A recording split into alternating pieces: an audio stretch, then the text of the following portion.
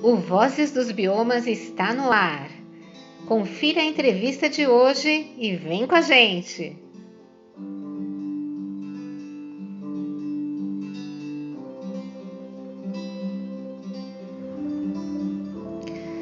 Neste episódio, embarcamos junto com o fotógrafo e documentarista Valdemir Cunha em sua trajetória desde os anos 80.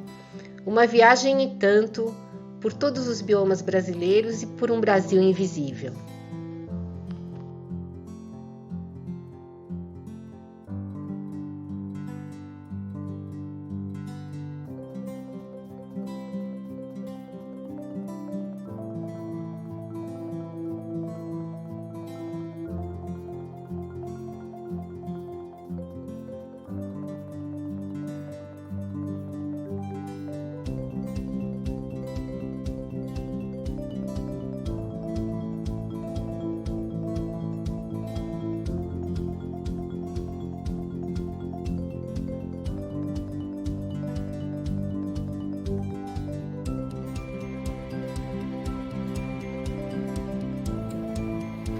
As imersões fotográficas pelos mais diferentes e desconhecidos destinos em todo o Brasil e em mais de 80 países desde os anos 1980 têm possibilitado ao fotógrafo e editor Valdemir Cunha fazer registros e releituras de paisagens e personagens em diferentes biomas brasileiros.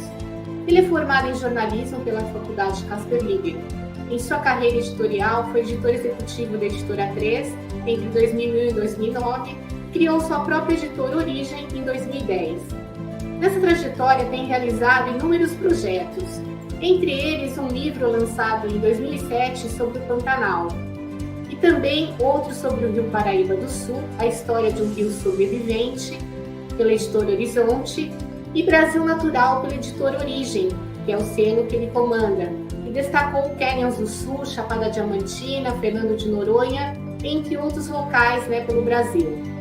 E uma série muito interessante que é o Brasil Invisível, que destaca um país que poucos conhecem. Essas são algumas das suas experiências que nos contam no diálogo de hoje do programa Vozes dos Biomas, blog Cidadãos do Mundo. Ele é o nosso 109º entrevistado. Valdemir, obrigada pelo aceite do convite. Nada melhor, do que você começar a contar a sua história, Como é que você alinha a questão ambiental aos seus projetos, de fotos documentários? Boa tarde, Sucena. Muito obrigado pelo convite. É bom sempre estar falando sobre esse assunto meio ambiente. A fotografia, para mim, entrou na minha vida junto com a temática de meio ambiente do ponto de vista desse meu trabalho profissional e mais ligado à fotografia documental. A minha formação, como você já disse, é de jornalismo. Eu fiz jornalismo no final da década de 80 e já na Eco 92 eu estava começando a fotografar para uma revista chamada Caminhos da Terra, que era da editora Abril, e na qual eu me tornei 10, 20 anos depois, quase 20 anos depois, eu terminei com a revista como editor executivo, quando ela parou de circular. Então, o meio ambiente entrou na minha fotografia basicamente com o início dela. A minha história na Caminhos da Terra está muito ligada a um projeto que eu estava fazendo no Pantanal com o Jaime Monjardim, que já tinha dirigido a novela Pantanal, e esse início, no ano de 92, eu lembro da primeira matéria que eu publiquei na Caminhos da Terra, que era de o garimpo em Poconé, já dando início a um trabalho que eu vim fazer depois, que é um livro que você disse que eu lancei em 2007 pela DBA, que foi Pantanal Último Éden. Ou seja, a minha carreira profissional de fotógrafo documentarista está muito atrelada ao meio ambiente e foi nisso que eu me especializei. E a gente sabe que meio ambiente é tudo, São as pessoas e a própria natureza, Como é que é a tua relação nesses diferentes biomas que você possa destacar, entre várias matérias, e vários trabalhos que você fez, destacar alguns pontos de personagens e de locais, de circunstâncias, que você passou também nesses biomas? Eu costumo dizer que meu trabalho está muito ligado à geografia humana.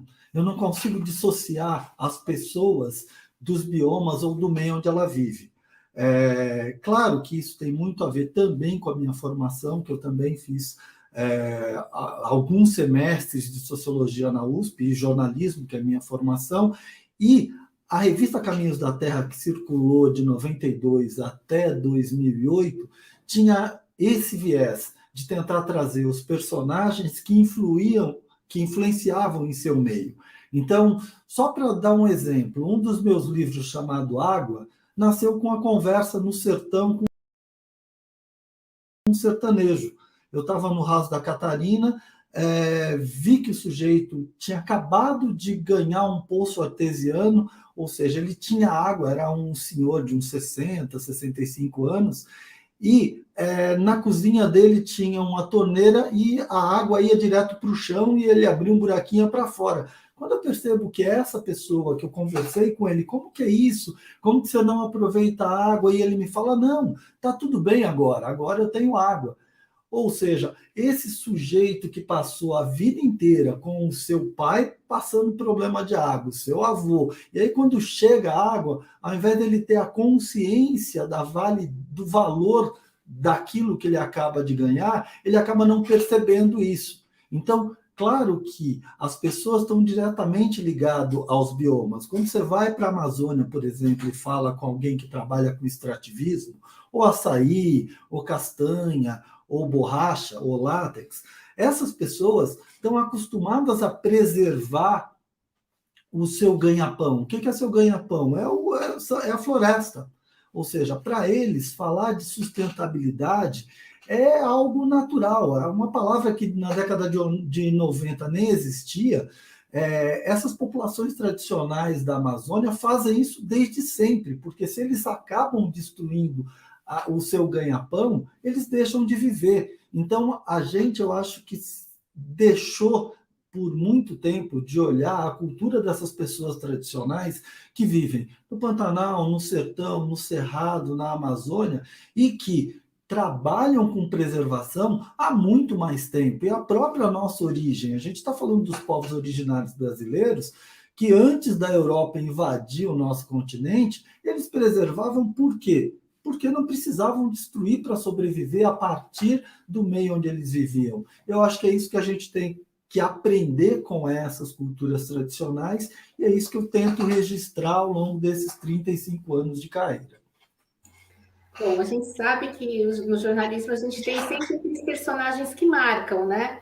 É difícil a gente esquecê-los, né? Eu gostaria que você também citasse algumas coisas de bastidor mesmo, né? Dentre essas matérias, enfim, essas incursões que você fez.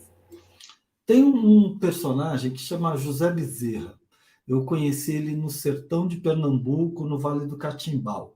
É um contador de história que eu conheci por acaso. Eu estava terminando o livro Brasil Invisível e fui para o sertão para fazer um vaqueiro. Na verdade, eu precisava dar uma imagem de um vaqueiro e fui para o sertão só para isso. E rodando o Vale do Catimbau, eu acho esse senhor, Zé Bezerra, que eu tenho num quintal, tinha um monte de esculturas a partir de árvores que tinham caído. Aí eu entro e pergunto para ele, seu Zé, tudo bem? Ele disse, sou fotógrafo, estou fazendo um trabalho assim, e estou conversando com as pessoas para saber de histórias. Aí esse senhor me fala, você quer? Vem cá, vamos tomar um café. Me chama para o ateliê dele, ele era uma espécie de artista do sertão, e ele me conta, seu moço, eu era caçador. Aí eu falei, seu Zé, como que é isso? Aqui eu caçava para ter comida para as crianças e o que sobrava eu vendia para trocar por açúcar, azeite, óleo, enfim, e eu trocava. E aí um dia os bichos vieram e entraram no meu sonho e começaram a falar, Zé Bezerra, para de caçar que a gente vai ajeitar a sua vida. Aí ele olhava assim para mim com a cara de contador de história e falava, eu não entendi nada, porque aí os bichos começaram a vir todo sonho e falar comigo, para de caçar que a gente vai ajeitar a sua vida, Zé. Aí Zé, com esse sonho recorrente, contava ele, durante 6 meses não aguentou mais, aí falou e entrou no sonho. E entrando no sonho, ele pergunta para os bichos, tá bom, eu vou parar de caçar. Aí parou de caçar, e aí nada acontecia, e os bichos voltam para o sonho dele e falam, Zé, agora eu quero que você reviva a gente. Aí Zé falou, pô, já parei de caçar, agora os bichos querem que eu reviva eles. E aí volta para o sonho e pergunta para o bicho, como assim reviver vocês? Eu não tenho como fazer isso, vocês já estão mortos. Aí os bichos falaram para Zé Bezerra no sonho, Zé, vai lá para o sertão, pega toda a madeira que está caída, não corta árvore nenhuma, e revive a gente, entalha a gente em madeira. Aí Zé, entendi, Zé começou a entalhar os bichos e fazer artesanato. Um belo dia, uma europeia, eu não lembro a nacionalidade, eu acho que era belga, passando pelo sertão, viu um trabalho de Zé Bezerra já, que estava entalhando, já não estava mais caçando, e comprou algumas peças do Zé, e uma das peças era grande, de um tronco grande, e pagou 20 mil reais. E Zé Bezerra começou a ser conhecido como artista do sertão. E hoje, em qualquer livro que você vê de artesanato de Pernambuco, Zé Bezerra está lá. E Zé Bezerra contou essa história e hoje Zé Bezerra vive de artesanato, ensinou todos os filhos a fazer isso e deixou de ser caçador.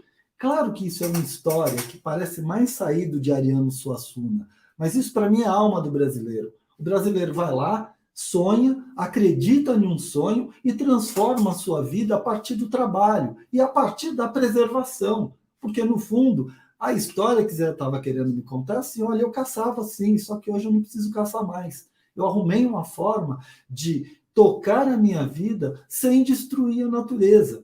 Claro que é uma grande alegoria de um sábio do sertão, mas essa é uma das histórias que mais me impressionaram, porque isso mostra a alma desse brasileiro tradicional, desse brasileiro original, que eu chamo, que não está nas grandes cidades e ainda olha para o meio ambiente de uma forma muito mais amigável do que a gente nos grandes centros. E também você tem assim uma experiência em unidades de conservação, né? Que justamente foi um dos trabalhos que você fez. Eu gostaria que você relatasse, porque foram em locais totalmente distintos, né, do Brasil. E o que você encontrou? O que te impactou, né, enquanto cidadão, enquanto também documentarista? Ao longo desses 30 anos, eu visitei basicamente todos os estados brasileiros e muitos parques nacionais. Claro que começaram a surgir parques, eu não conheço do Mucumaque, por exemplo, na Amazônia, que é o maior parque nacional do mundo.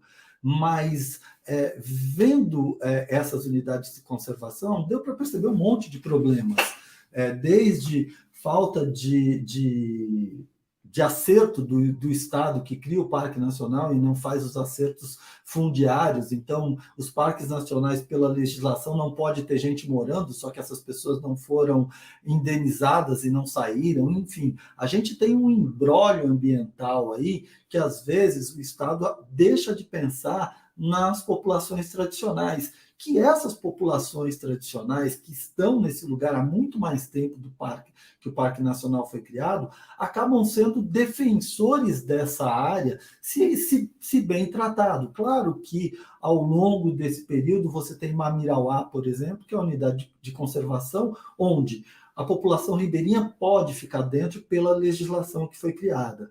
Mas o que a gente tem com isso? A gente tem muitos lugares incríveis que precisam ser preservados e precisam ter uma visão muito mais humanista para essas populações que vivem lá. Eu não acredito que exista conservação sem uma economia local acontecendo. Só que a economia local acontecendo não significa garimpo, desmatamento, grilagem, significa alguma forma sustentável que essas pessoas podem ver. Você citou o Pantanal, por exemplo.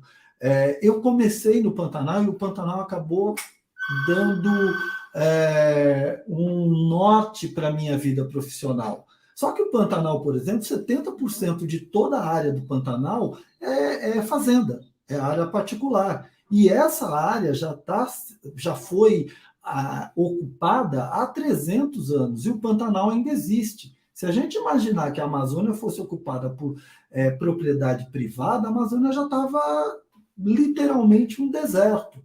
Ou seja, se você encontra formas de ocupar o lugar ou de desenvolver o lugar achando algo que se adeque ao que aquele lugar tem uma característica específica, eu acho que esse lugar pode sim ter um desenvolvimento e as pessoas se desenvolverem tal como merecem, porque a gente tem também um degrau social absurdo entre regiões mais pobres e regiões mais ricas. Não estou nem falando de classe social, só estou falando de região. E o Pantanal é um bom exemplo disso. O problema é que, quando eu fui pela primeira vez ao Pantanal em 92, a maior parte dos pantaneiros que estavam lá eram fazendeiros tradicionais, que ainda acreditavam na produção de gado da forma tradicional, sem criar pastos, sem destruir áreas naturais para colocar braquiária. Hoje, voltando ao Pantanal, o que se está se fazendo de pasto em área,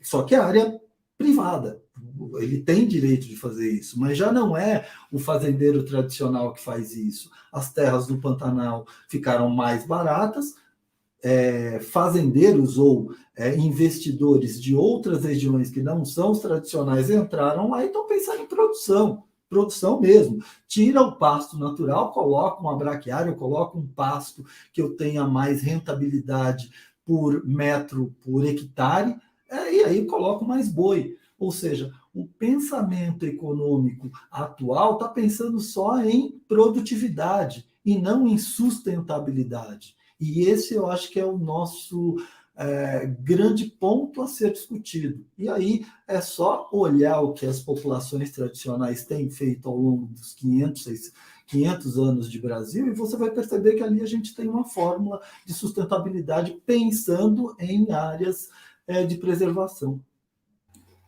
Bom, você mesmo falou, né? Você praticamente retorna todos os anos para o Pantanal, então você tem um olhar, né, de fazer leituras, né, de como é que estão acontecendo as mudanças. O que você diria, de uma forma geral? A gente teve os incêndios florestais, né, que foram de grande monta o ano passado. A gente vê também vários rios, bacias hidrográficas, né, numa estiagem muito grande. Populações ribeirinhas, né, que estão sofrendo, enfim, né, o resultado de tudo isso. Qual a tua leitura, né, dessa trajetória do ontem e do hoje no Pantanal? O grande problema é que todos os problemas da década de 90, que eram discutidos naquele período, continuam e só pioraram. O problema da água é algo que, desde quando eu entrei nessa área, a gente fala, vai ter problema hídrico no Brasil, é fato. Enquanto você continua desmatando, enquanto as matas ciliares vão caindo, enquanto nascentes não são preservadas, e isso é uma discussão da Eco 92, lá atrás.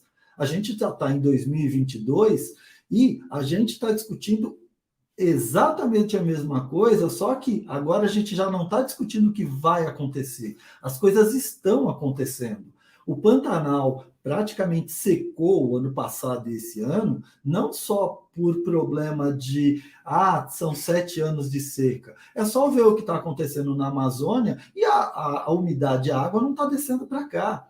A gente tem desmatado todo o cerrado, a gente está com um grande desmatamento na Amazônia, que a gente hoje sente diretamente o que está acontecendo. Em 2012 e 2013, o Sudeste brasileiro passou por uma das maiores crises hídricas que o Brasil já passou, sendo que em São Paulo tinha grande empresa que estava fazendo já plano de contingência, porque não ia ter água para abastecer o prédio onde a empresa funcionava. O Gabeira deu uma matéria outro dia de Bauru, que um grande rio que abastece a região está completamente seco. E isso é uma consequência do que a gente já vinha discutindo na Eco 92. Hoje eu vi essa discussão da flatulência do boi, que gera gás metano. Isso a gente falava, a primeira vez que eu dei isso foi em 94, 95, e dentro da própria redação era piada. A gente até fez uma charge disso. Por quê? Porque o problema já existe há muito tempo. A gente está detectando, quem é da área de meio ambiente, detecta esses problemas desde a década de 90, e se você pensar no Greenpeace, que começou na década de 70, se você pegar a pauta do Greenpeace lá no começo, não mudou nada até hoje. Ou seja, a gente está evoluindo em termos de conscientização. Eu já não sou chamado mais de ecochato, e essa conversa não fica restrita a meia dúzia de ambientalistas. Só que a gente tem um problema. Os grandes, o executivo, ou os governos nacionais não estão acompanhando essa pauta. E como eles não estão acompanhando, o que está acontecendo? A gente está sofrendo na pele. As queimadas do Pantanal, sim, tem queimada que é criminosa, mas também, a partir do momento que você bota fogo em um lugar que está completamente seco, você botou fogo em Corumbá, o fogo está chegando em Cuiabá também por conta da seca, não é só o ato criminoso de colocar fogo. Você colocar fogo em um lugar que pode explodir, o lugar, além de queimar, vai explodir, que foi o que aconteceu com o Pantanal ano passado. E vai acontecer mais. A Amazônia, esse ano, novamente queimou. E a gente fica ouvindo besteiras de que a Amazônia não queima porque é úmido, chove. Claro que não queima dessa forma, queima de forma criminosa. Ou seja, esse ano a gente teve notícia até de material químico sendo jogado na floresta para ela secar mais fácil para conseguir incendiar. O que aconteceu no Rio Madeira a semana retrasada, que se não fosse o Greenpeace divulgar a foto de um monte de gente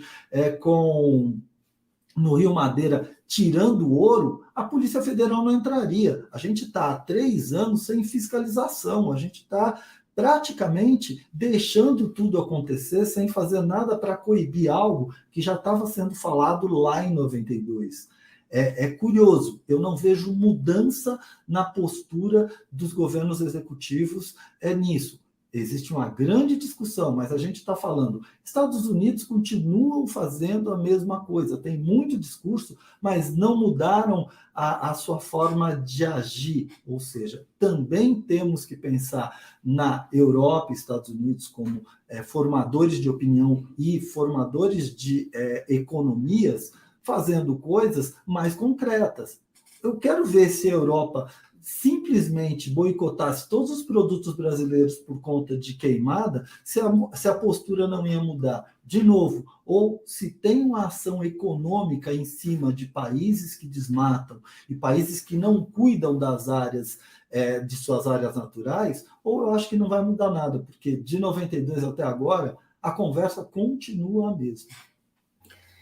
E com relação à resiliência, né? A gente sabe que muitos povos, né, comunidades assim, enfim, elas conseguem superar, né, as adversidades, né? Conta um pouquinho sobre essas experiências, né, dessas incursões que você fez no Pantanal ou na Amazônia, onde você achar que você histórias interessantes. Essa coisa da esperança desse brasileiro, e principalmente dessas populações tradicionais, eu acho que é o que me faz trabalhar com eles. Ou seja, eles acreditam que é possível conseguir sobreviver, viver e criar seus filhos nessas condições. Só que eu acho que a gente está chegando num ponto que essa resiliência já não dá mais. A gente está chegando num ponto limite em que essas histórias que a gente escuta ao viajar, quando a gente vai para o sertão, a gente vê o sertanejo lá com a experiência, como eu falei do Zé Bezerra, e com esperança, não, vamos mudar, vamos fazer. Só que a coisa está tão complicada nos últimos anos que, se a gente pegar o que aconteceu nos últimos 10 anos, esse povo também está começando a perder a esperança.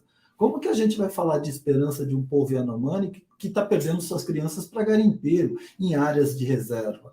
Como que a gente vai falar de resiliência de um sertanejo que dependia de ações sociais de governos para conseguir ter uma economia mínima acontecendo em cidades pequenininhas como o Bolsa Família? Que aí a gente está falando que o Bolsa Família vem lá da Ruth Cardoso e continua nos governos posteriores, e hoje a gente acabou com isso. Como que a gente vai falar de resiliência de alguém que, infelizmente, já está perdendo a condição de sobreviver? O Brasil Invisível foi feito de 98 a 2010. E qual era a ideia desse Brasil Invisível? Eu percorri o Brasil, todos os estados brasileiros, todas as regiões que não tinham a presença do Estado, escolas, hospitais, e eu conversava com esse povo, eles tinham esperança sim. Eles achavam que o filho ia estar melhor do que eles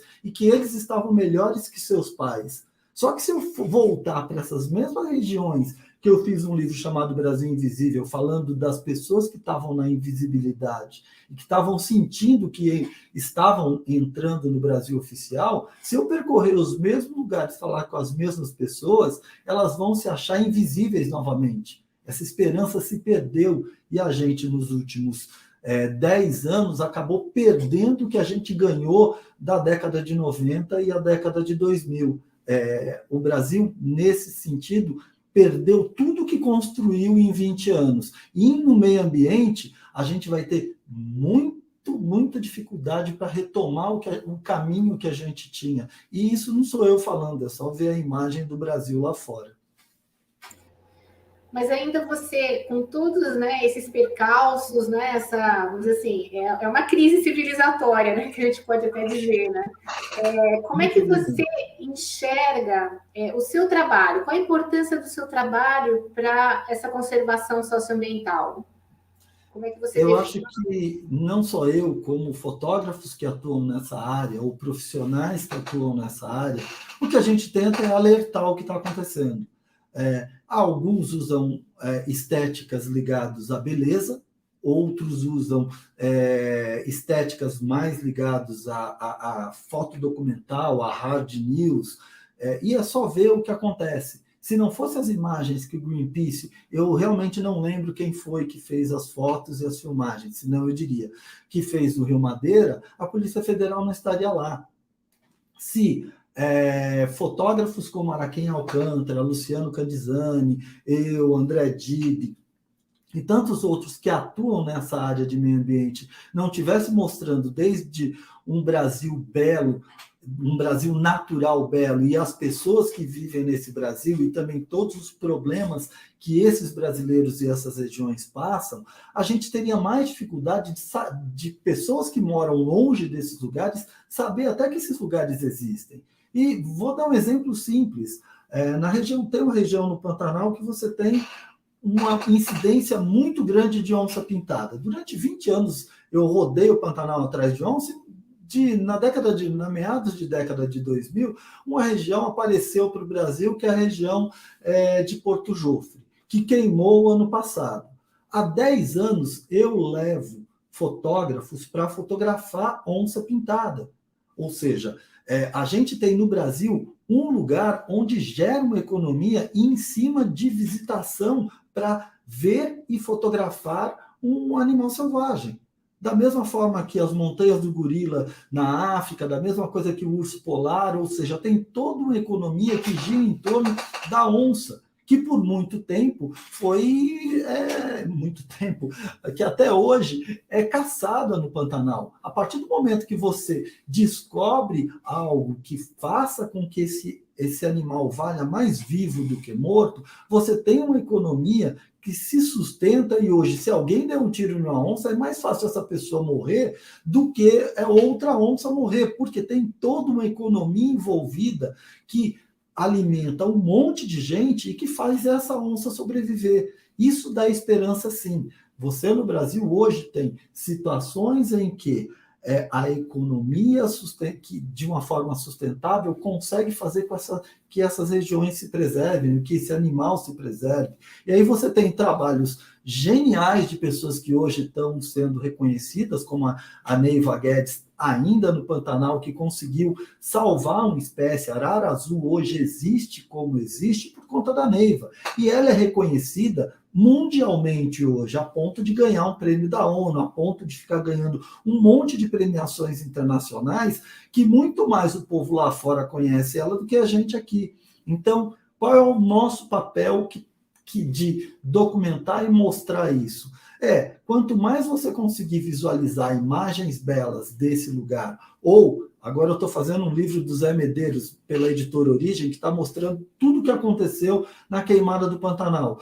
Tanto esse desastre quanto as coisas belas, quanto mais aparece, mais as pessoas que não conhecem vão querer conhecer e vão falar, não, a gente não pode perder esse patrimônio.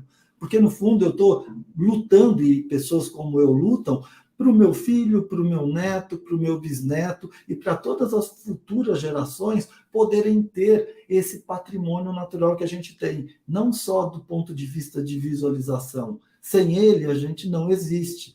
Sem essa preservação, a gente não vai ter água. O Sudeste vai virar deserto, a gente vai ter problemas e as gerações futuras vão viver de uma forma muito pior. E o grande problema é que quem está tomando as decisões são sempre pessoas acima de 50 anos, que daqui a 30 anos está morto.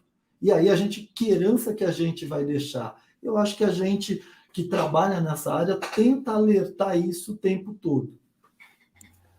Agora, com relação à paisagem, né? Paisagens inesquecíveis, né, dos biomas brasileiros, que são marcantes, né, e que as pessoas, se tiverem oportunidade, né, para conhecer, devem ir.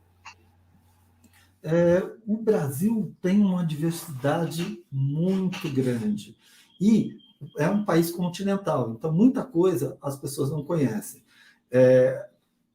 Por conta da minha vida profissional, eu acabei criando uma operadora de viagem fotográfica. Isso aconteceu porque as pessoas perguntavam como que eu fazia as fotos. Num dado momento eu levei um grupo, levei outro, e hoje há 10 anos já eu tenho Origem Expedições, que eu levo pessoas para fotografar as fotos que eu fiz nos livros e que eu faço nos meus trabalhos. Um dos lugares que eu acho incrível e que o brasileiro ainda não está acostumado a ver é o sertão. O bioma, a Caatinga é muito rica, é linda, com uma geografia maluca. Se você vai para Serra da Capivara, Vale do Catimbau, todo o sertão baiano, você pega todo o sertão nordestino, é lindo, só que as pessoas acham que é terra seca, que é pobreza, e não é nada disso, é de uma riqueza absurda. A Caatinga é o nosso bioma mais mal cuidado no sentido de visualização e de desejo de conhecer. Quando eu falo de Amazônia e Pantanal, isso já todo mundo, no mínimo, já viu alguma imagem ou tem sonho de ir. Só que eu acho que a Caatinga é um dos principais lugares, muito mais barato que Pantanal e Amazônia, muito mais fácil de entrar, porque se você quiser conhecer o Vale do Catimbau, você desce no Recife, aluga um carro e vai para o Vale do Catimbau sem precisar de nada. Claro que sempre é legal ter um guia, sempre é legal fazer uma viagem mais estruturada, mas o sertão é muito mais simples de você conhecer do ponto de vista financeiro e é lindo, é algo que eu recomendo para todo mundo. E claro que não dá para deixar de fora a Amazônia. Infelizmente, tem mais estrangeiros que conhecem a Amazônia do que brasileiro, pela distância, pelo custo. Só que quando você vai para um lugar como Mamirauá, por exemplo, na cheia, e começa a navegar pelas árvores gigantes que estão todas debaixo d'água, você está a 10 metros, 15 metros, às vezes, debaixo, com as árvores debaixo d'água, e que na seca aquilo vira terra. É incrível. Eu viajei por conta da profissão, que eu trabalhei com turismo fotografia de viagem durante 20 anos, eu viajei por mais de 100 países. E quanto mais eu viajava para fora, mais eu percebia que o que a gente tem aqui, poucos lugares no mundo têm.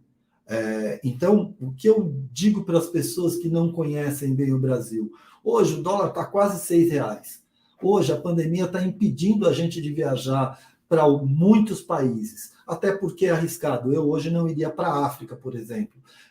Por quê? Porque é complicado, é caro, o dólar está muito alto, porque ao invés de ir para a África, você não vai ver onça pintada no Pantanal, ao invés de ver a savana africana, porque ao invés de, sei lá, ir para os parques nacionais americanos, vai para o sertão, vem conhecer o Brasil. Eu acho que a partir do momento que o brasileiro começa a conhecer o Brasil e as belezas desse Brasil, ele também vai se preocupar em preservar. E eu acho que é isso que a gente tenta mostrar com o trabalho de fotografia, e todos os profissionais que trabalham com isso, em imagem principalmente. A ideia é mostrar cada vez mais o Brasil para fazer as pessoas quererem viajar pelo Brasil. E isso gera vontade de preservar. E dentre todos os locais que você já foi, qual que você considera que houve uma principal intervenção, assim, que mudança, assim, drástica, né, em termos de conservação, paisagem? A Amazônia, certeza. Porque qual é o problema da Amazônia? É um território que não é ocupado. E aí você tem a frente agrícola brasileira, e aí quando eu falo de agronegócio, não é isso, para mim não é agronegócio, na verdade é um negócio predatório, em que se você pensar no Pará, é, o arco do desmatamento está ligado a Rondônia, Pará, parte da Amazônia, você tem grilagem, você tem terra sendo invadida, você tem garimpo. A Amazônia tem uma dificuldade enorme de você circular por lá. Então, isso acaba facilitando esses crimes ambientais acontecerem. É muito difícil você, na Mata Atlântica, não ser multado. Você não vai conseguir fazer algo na Mata Atlântica sem chamar atenção rapidamente. Se não fosse Greenpeace, a galera estaria lá no Rio Madeira. E para a polícia chegar no Rio Madeira, que tinha, eu acho que uns 300 flutuantes lá, a Polícia Federal chegou depois que todo mundo foi embora. O que eu acho um absurdo. Se o Greenpeace consegue fazer a imagem da Polícia Federal, não, mas a logística de fazer cuidar da Amazônia é bem complicado. Ou se tem uma vontade política, ou a Amazônia vai abaixo. E vai abaixo por quê? Porque é muito grande. Então você tem sim um bioma, esse bioma sendo massacrado nos últimos 30 anos. E aí é só ver índice de desmatamento de queimada, é só pegar todo mês do segundo semestre, onde começa a seca na Amazônia, começa a seca no Brasil de modo geral, você vai ver que os índices de queimada e derrubada lá é sempre maior. E é meio maluco isso, porque não tem como conter. Porque o Cerrado, infelizmente, já foi. O Cerrado perdeu, a gente está perdendo o Cerrado para os grãos e para a commodity. E isso não tem volta.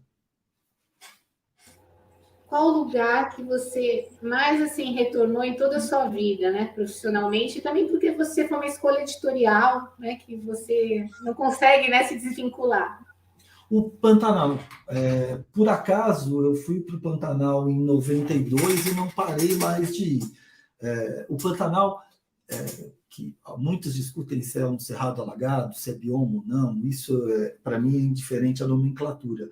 Mas o Pantanal é a região que eu mais visitei ao longo de toda a minha carreira. Eu costumo ir pelo menos 2 vezes por ano para lá. Já cheguei a passar 8 meses, se somar todos os dias que eu estive lá, 8 meses fotografando durante um ano só. Tenho 2 livros lançados, estou começando um novo projeto sobre o homem pantaneiro que eu lanço o ano que vem. É o bioma que mudou a minha vida do ponto de vista profissional. A minha palheta de cor é feita a partir das cores do Pantanal, e é um lugar que é o meu lugar, eu me encontro no Pantanal. Não sou de lá, embora de alma já sou pantaneiro, e é um lugar que eu mais acompanhei, que eu posso falar com mais propriedade, porque eu vou para o Pantanal de agosto de 92 até hoje, todo ano eu volto e rodei todo o Pantanal, não foi uma região. Eu vou para todo o Pantanal e já visitei regiões centenas de vezes. E aí é o bioma que eu mais gosto. Hoje eu estou bem envolvido com o sertão, descobri o sertão depois de muito tempo, ou seja, o sertão para mim não é algo novo, é algo que ainda demora pelo menos mais uns 30 anos se eu sobreviver até lá para conhecer bem o sertão, mas o Pantanal dá para falar que eu conheço bem sim. E é um lugar que eu indico para todo mundo. Então, nunca é igual, né? Pelo que você está falando, assim, é uma experiência sempre diferente, né? O que você diria agora, que a gente está chegando aos momentos finais, sobre como poder fazer um trabalho, né? Mesmo você sendo, né, fotógrafo, editor, enfim, jornalista, como contribuir para que esses biomas, enfim, esses povos tradicionais possam ter uma esperança e as futuras gerações, como você falou, vislumbrar, né, um outro Brasil? Informação. Eu acho que o segredo está em informação. No meu trabalho e de tantos outros que atuam nessa área, é tentar trazer informação e mostrar como é importante esses lugares e como essas pessoas que moram nesses biomas e nesse Brasil mais desconhecido têm a nos ensinar. A gente se voltou, assim como a gente se voltou, virou de costas para os rios, ou seja, a gente esqueceu os rios, a gente também esqueceu as populações tradicionais. A cultura e o saber dessas pessoas, desses povos originais, são fundamentais para a construção de um país que pense em sustentabilidade, porque essas pessoas vivem assim. Elas, quando você pega alguém pegando caranguejo e acompanha lá um trabalho exaustivo de ficar 5 horas na maré, e ele pega o caranguejo, quando é um caranguejo fêmea, ele devolve, porque se ele não devolver a fêmea daqui um mês, ele não tem mais o seu caranguejo para tirar. O cara que, quando olha para uma árvore e fala, oh, se essa árvore cair e tombar, eu não vou ter mais a castanha, eu não vou ter mais o látex, eu não vou ter mais o açaí, a fruta, ou seja, essas pessoas estão acostumadas a conviver com esse ambiente. Eu acho que trazer informação delas e mostrar que lugares são esses e qual a importância deles, esse eu acho que é a contribuição que eu e toda a galera que trabalha com